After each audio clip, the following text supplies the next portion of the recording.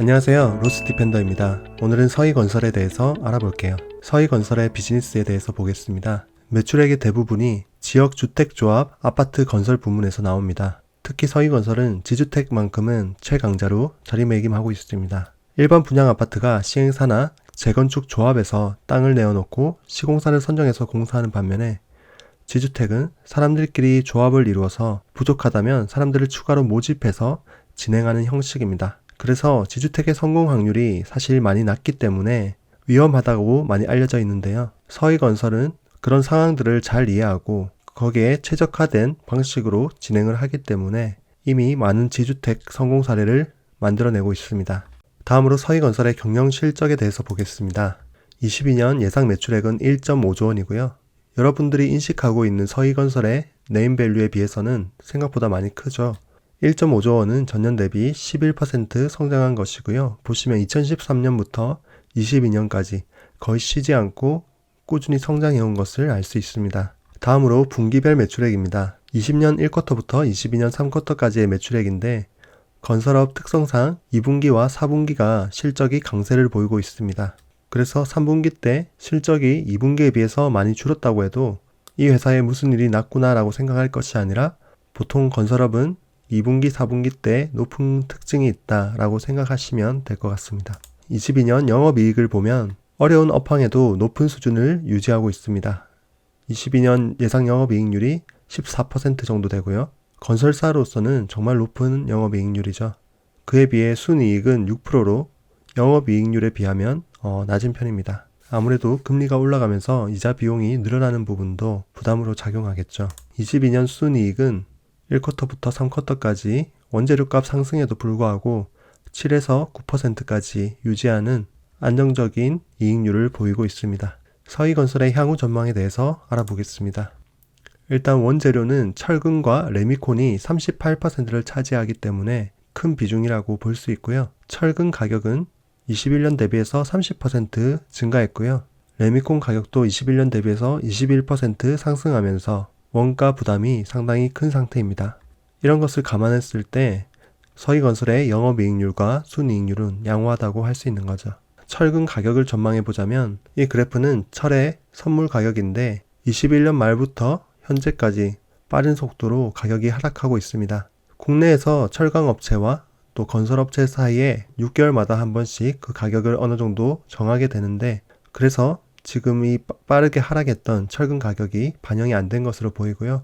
늦으면 23년 초에는 가격이 하락할 것으로 예상이 됩니다. 그리고 유연탄 가격이 급격히 상승했습니다. 유연탄 가격을 보는 이유는 시멘트의 주 원료이기 때문인데요. 그만큼 시멘트 값과 레미콘 값이 이 유연탄 가격 상승분을 반영해 왔기 때문에 높은 가격이 되었고 그것에 따른 원가 부담이 있었습니다. 하지만 최근 몇 개월간 하락하는 추세로 전환했고 이 유연탄 가격이 급격히 상승한 데는 유럽의 난방을 위해서 석탄 연료의 수요가 증가했기 때문입니다. 그렇지만 겨울이 지나가고 유연탄 수요가 안정화된다면 다시 가격이 빠르게 하락할 수도 있습니다. 그래서 향후에 지켜봐야 할 것 같고요.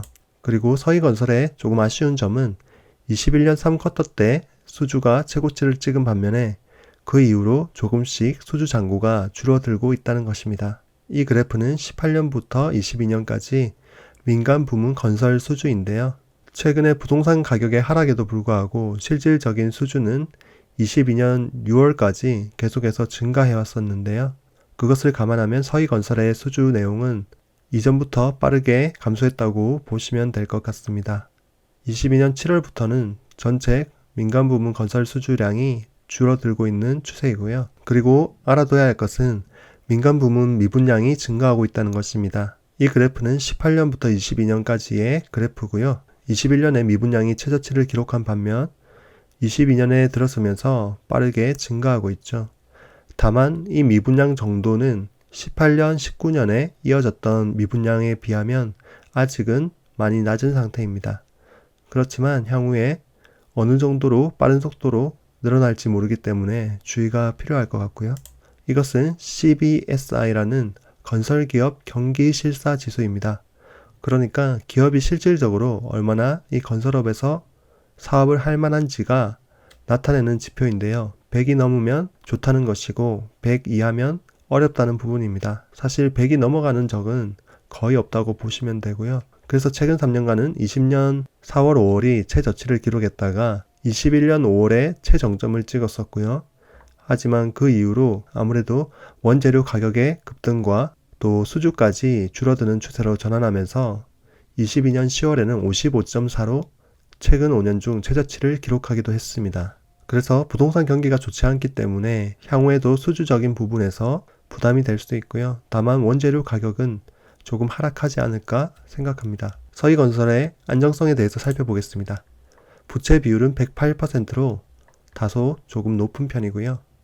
유동 비율은 134%로 양호한 편입니다. 당좌 비율도 133%로 양호한 편이고요. 회사채 등급은 AA- 등급으로 채무 불이행 가능성이 매우 낮은 아주 좋은 등급을 보이고 있습니다. 서희건설의 투자 지표를 살펴보겠습니다.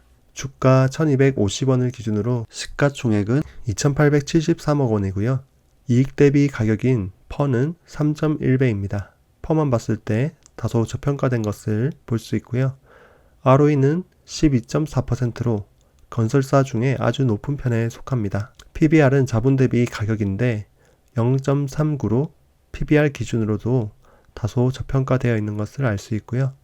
PSR도 매출액 대비 가격인데 0.19로 다소 저평가되어 있는 것을 알 수 있습니다. 서희건설의 내재 가치를 구하자면 구하는 방법에 여러 가지가 있지만 가장 심플하고 기초적인 방법은 BPS 더하기 10 곱하기 EPS를 해서 2로 나누어지는 것인데요.